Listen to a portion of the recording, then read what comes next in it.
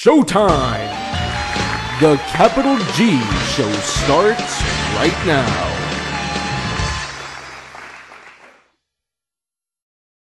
What's up YouTube, Capital G here. So guys, doing a sort of Yu-Gi-Oh Marketwatch type video where I'm talking about card prices and some of the cards that I would definitely keep my eye on.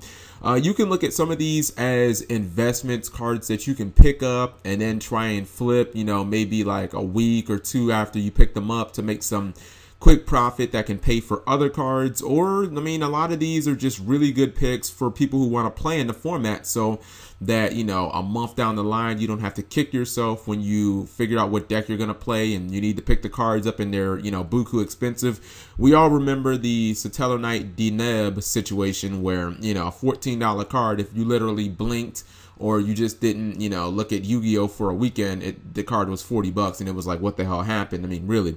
So these cards are for players who are looking to invest or players who are just looking to play this format. Number one, Artifact Sanctum. I think that it's a really good time to pick up Sanctums. They're only going for about $26, which is down from about $32, which they were maybe a month ago. Meaning that if you need to pick up a playset, you're gonna save almost $20. I think that's pretty significant. And even though we're in a format where most monsters float, so the Muratech pop on a monster isn't as important as it was a couple of formats ago, I still really like Muratech as like instant spot on spell and trap removal for things like, you know, Shadow Mirror. If you're playing like Shadows, you can hit like Supply Squad against Burning Abyss. And I think it's going to get even better when New Challengers comes out, because then it's going to be able to easily disrupt Pendulum Scales when you're playing against the Quiport deck.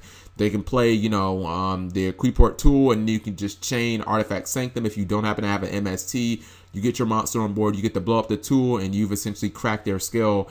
And I mean, you're safe, at least in the short-term situation. Next one up, Vanity, Emptiness.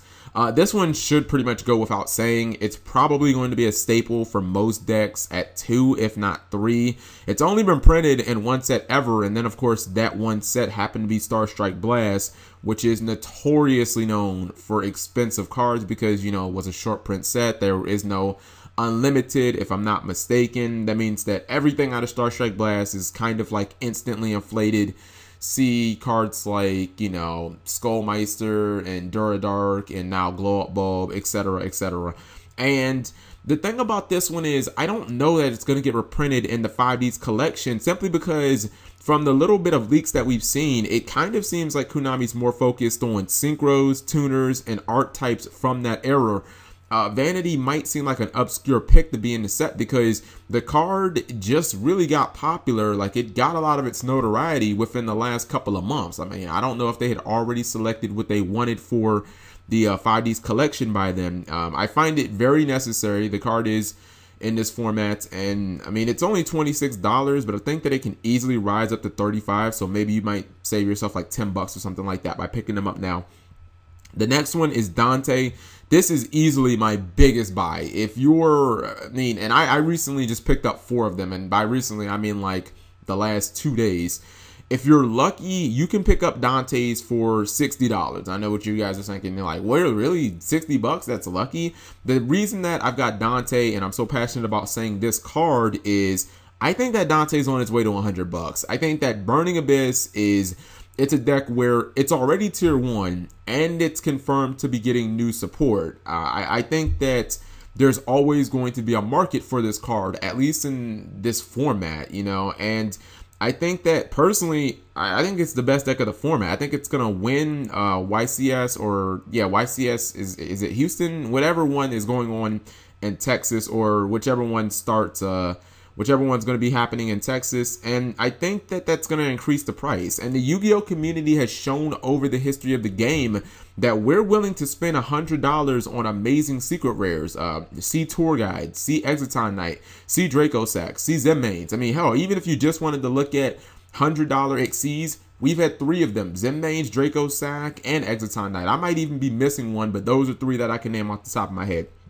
The last card I want to talk about is Skill Drain, the Ultra Rare. The Ultra Rare versions that came out in Turbo Pack 8. I think that you might actually have to wait a little while to see the effects of this one, but I think that they'll happen eventually. Right now, you can pick up Skill Drain Ultras for $26 a piece, which is, it's actually down from the $60 that people were valuing it and selling it as when Turbo Pack 8 first was released. But I could see this card going for about 30 to 35 bucks, and my reasoning is simple. I think that Kleeports are going to be a tier 1 deck. They're going to be around that, even if they aren't as good as what they are in the OCG. I think that you'll just see a passionate fan base for them. I think that you'll see a lot of people playing them, and considering that they main deck 3 copies of Skill Drain to lock out monster effects like Shadow Off Lip effects and Light Sworn and, you know, all the Burning Abyss monsters, Tour Guide, etc., S Knights. I think that it simplifies the game for that deck. It means that they can just summon, they can pendulum summon their field or their hand of a whole bunch of, you know, like Kleeport monsters and just beat the shit out of you with big monsters. And of course, if they have killer out and then they flip Skill Drain, they still keep all the killer protection and they can just pick apart your field or your hand. So I think that Skill Drain has value. And then of course there is obviously the oddball chance that Yang Zing like become a really competitive deck. Of course, they rely on Skill Drain heavily too. So I see 2 potential decks that can actually help out Skill Drain. I think one of them is guaranteed though. So let me know what you guys think. If there were any cards that you guys think are going to go up in value, please leave that in the comment section below. Thank you for watching as always. I know this really doesn't have anything to do with the video that you guys are watching, but some people didn't believe me. I was really looking through my comment box, and I told you guys I found 2 Vanity's Emptiness. They're first ed because everything from Starstrike Blast is, I guess, first ed, and I found an LOB Regeki